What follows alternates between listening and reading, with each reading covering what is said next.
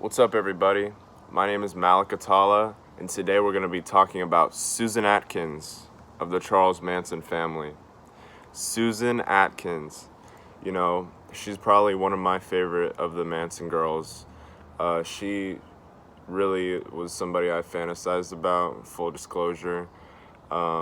She really played a part in me. I used to get drunk and watch all of these Manson videos online, and I was really consumed by it, and I was just fascinated with Susan Atkins. She was, one of the more scarier of the Manson girls. She was probably the queen of all murderesses, in my opinion. So today we're going to be talking about her. Susan Denise Atkins was born on May 7, 1948 in San Gabriel, California. Her father was Edward John Atkins from South Dakota, and her mother, Jean Frances Jett, was from Missouri. She was the second of 3 children. She had an older brother, Michael Atkins, which it said that he sexually abused Susan when they were younger, and Stephen Atkins, her younger brother. Both of her parents were drunks, and their home was filled with volatility. At one time nice little girl as she grew up in Northern California, Susan became a popular babysitter, captained her school swimming team, and sang in the church choir. Of all the Manson family women, she was the most deprived. When Susan was 14, her mother died from cancer. One story is that she brought all of her friends over for Christmas to sing carols under her mother's room at the hospital. She was very affected by the loss of her mother. She never had an ideal or normal upbringing. She had a lot of pressure on her situation. She did not do good in school. Her brother John was in the Navy at the time of Jean's passing, so Susan had to take care of her younger brother and help out her dad.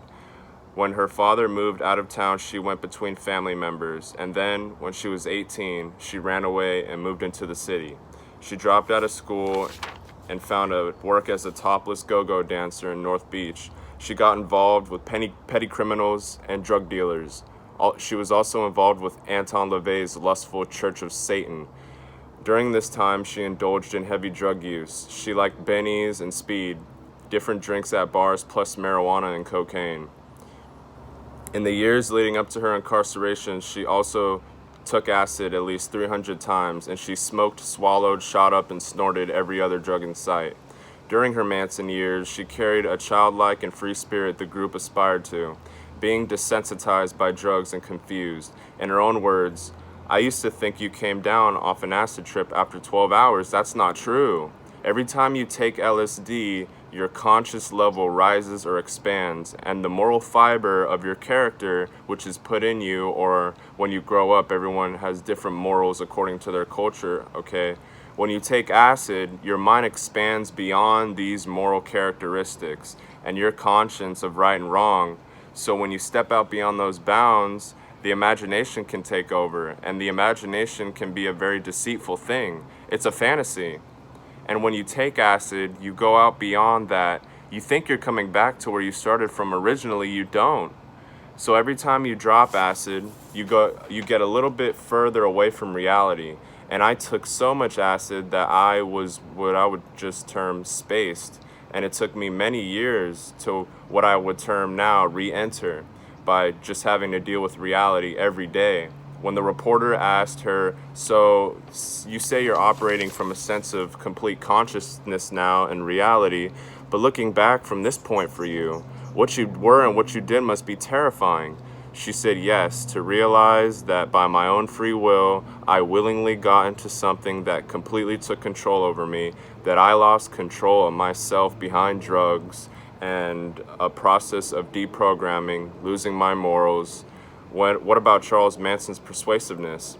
Well, yeah, there was a lot of deprogramming that was involved in that. When you take a person's conscience from right and wrong by telling them when they're under LSD or any mind-expanding drug, there's no such thing as guilt, and you've already come to a place in your mind where you don't like the feeling of guilt, so it's easy to say, yeah, there's no such thing as guilt. I'll believe there's no such thing as guilt, therefore I can do anything and not feel guilty about it, end quote. This is a very accurate blueprint of what went on at Spawn's Ranch, and particularly, this is a very accurate blueprint of what went on at Spawn's Ranch, and particularly how the use of drugs and isolation created an opportunity for Manson to become the ultimate leader of these people, to warp their minds and convince them that he is Christ, to gain complete control over them and have them do his bidding. Drugs are an escape from reality, and Susan was very caught up in the city, going from bar to bar and getting involved with different street people. One example of this was she met two guys that were escaped convicts, and she took a ride with them, both up north. They kept going and didn't drop her off where she wanted to go. They told her that when they were on the lam and had stole the automobile they were occupying. At one point, she asked them to get out of the car. And that she wanted to leave. The two men said, "You can leave, but you might not make it out alive. So you have two options. You can leave and risk getting shot in the back because you know too much about us, or you can stay in the car." Susan chose to stay. They would later get pulled over by the cops, and she was charged with grand theft auto and accessory. It's been said that she actually threatened to shoot the police officer that pulled them over because she hated pigs. Anyway, she was always seeking someone that would take care of her. She held a job as a topless go-go dancer again in North Beach. In the autumn of 1967, Susan and her friend Ella Jo Bailey were living with two men at an apartment at the intersection of Oak and Leon Street. Janis Joplin lived 3 doors away, and they sometimes heard her sing the blues. In November 1967, she attended a party in San Francisco's Haight-Ashbury district where she saw a man with prison tattoos and a guitar.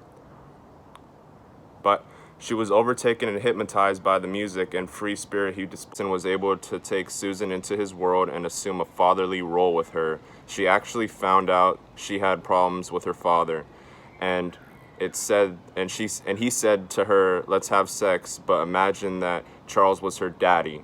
She thought it was pretty groovy and wanted to try it. They made love, and he honed into her weaknesses and to work on them. This was a template of what went on with the other girls he drew in. He was the boss, and they took care of him. Sadie followed him home, and Charlie told her that he and 3 other women he was living with, Mary Bruner, Lynette Fromm, and Patricia Krenwinkel, were leaving San Francisco in an old school bus. Charlie wanted to go to LA and try to become what he always dreamed about, becoming a rock star. LA was his destination, and he invited Susan Atkins to join them. She immediately said yes, and she was now part of the infamous family. So, before this video ends, I want to show you guys I have a fucking tattoo of Susan Denise Atkins, also known as Sadie Mae Glutz. Let me show you. This is my tattoo. I fantasized about her so much when I was young. I would drink bottles alone in my room, and I was wild. In my twisted head, she was my savior. So peace, have a nice day, and I'll see you motherfuckers next time. Peace. Stay tuned for next episodes. Other episodes are coming soon. Subscribe to my fucking channel.